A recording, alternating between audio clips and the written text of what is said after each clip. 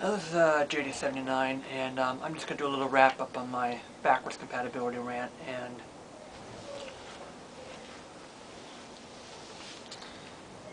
all I have to say is saying that John Caller, your comments that you've made on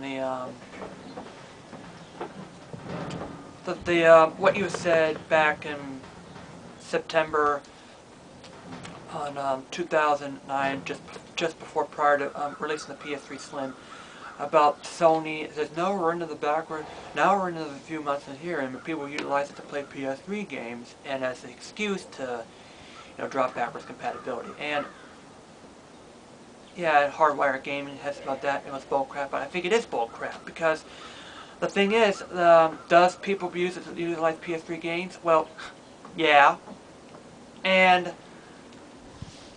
But that doesn't provide a good excuse to drop backwards compatibility altogether.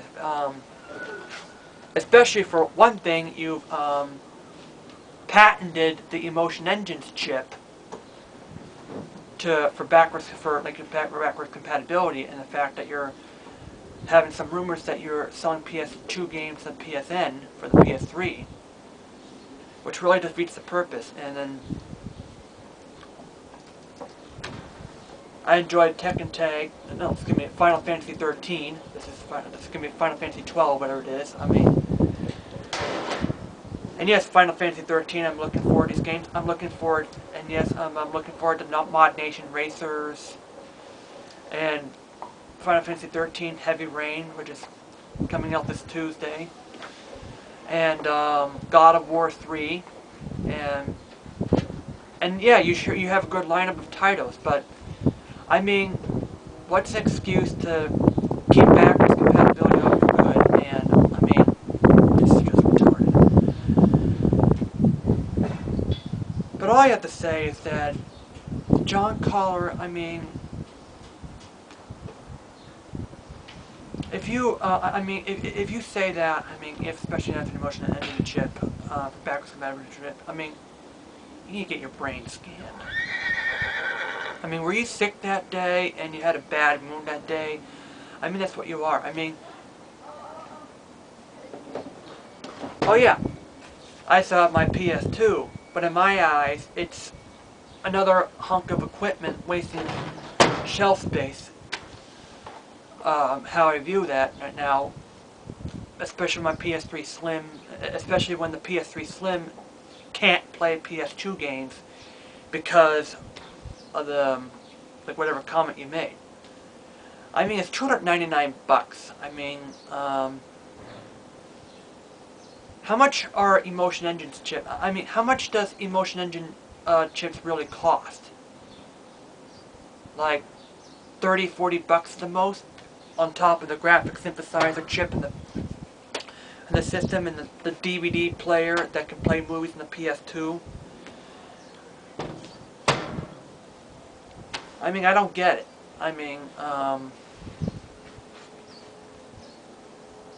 People, on top of that, people have to still buy those memory cards and the controllers and have to deal with the wired controllers on top of $100 when they have to pay for just hooking up a whole new second system just to play games like, yeah, Tekken Tag Tournament. One of the first games I purchased, and I still have it today, and I cherish it forever. I don't know why people, I don't know, you need to go on eBay and see why people like them are selling them for like $400 or $500 on, especially at one of the comments saying they're selling them for eBay for $400 or $500 for like, man, 400, 500, 600 pounds or something like that on eBay, which is about $700–800. But I'm going to have to tell you something that one other person comments, watching my videos, and yeah, people are selling on eBay for $1,000 plus. That's just ridiculous. And other people were saying, well, it can still play PS1 games, which I know can play PS1 games from the start. I mean, at least it can still play Grandia, Final Fantasy VII, and my other PS1, my other favorites. Yeah, you know what? I mean, Power Up of the Rappa. At least you can still play those. But this is still a poor excuse to take off backwards compatibility for the PS2 just because you said so. And on top of that, I mean, I don't know why PS. Why I mean, why are you still letting people playing PS1 games? Well, you say, well, let's just not let people play PS2 games. I mean, all I have to say is, John Carr, you have to put backwards compatibility back in the system. I mean, come on. It's $299 now. I mean, you've dropped the price down. At least put the backwards compatibility in your higher end system. Like, put a $349 model that has PS2 backwards compatibility. At least do that. And then you'll at least, I'll take down these videos. I mean, the Emotion Engine chip and the graphics synthesizer chip, they can't be more than like 50 or 60 bucks at most. I mean, come on. You're losing like 5 or 6 bucks per system now, and you're still, well, I'd rather, like, you know, have push the games up to like 50, like $64.99 or $60.99. I'd rather have that on the PS3 games than having to cut dramatically off by removing backwards compatibility on the PS2 and like that. And another comment, and believe it or not, there's a comment by PC and PS3 German who posted a comment and says, well, Sony will be having purposely letting the definitely older backwards compatible system to force people to buy a PS3 Slims. Apparently mine hasn't cracked up yet on me, but yeah, I'm still hooked to the PSN, and it's still fine right now. But I'd be happy to form a group if that's the case, if Sony decides to crap up your backwards compatibility PS3 systems to force it by PS3 Slims. And it'd be an interesting case if it would happen, but it hasn't happened to me yet. And my PS3 60GB still works, and yes, it does play PS2 games. And the one in the video was my father's PS3 Slim.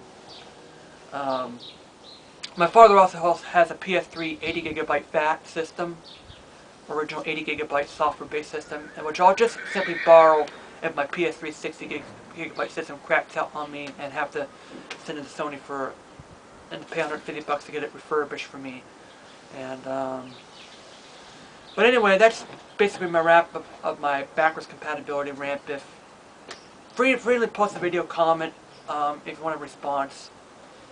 Post a video comment about my rant. And my lastly, as far as your PS2 hardware, this is, I think most people are buying it because they had to buy to have access to the PS2 games in the past. And I think it's just simply a curve to say, well, let's just let people play PS1 games, but not play PS2 games. That's all I have to say.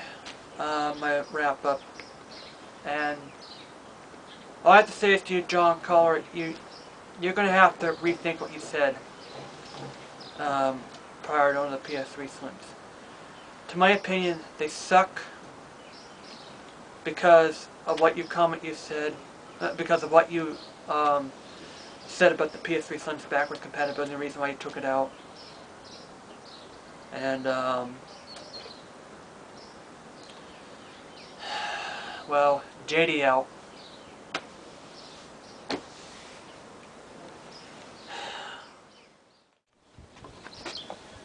you doing, Pippa?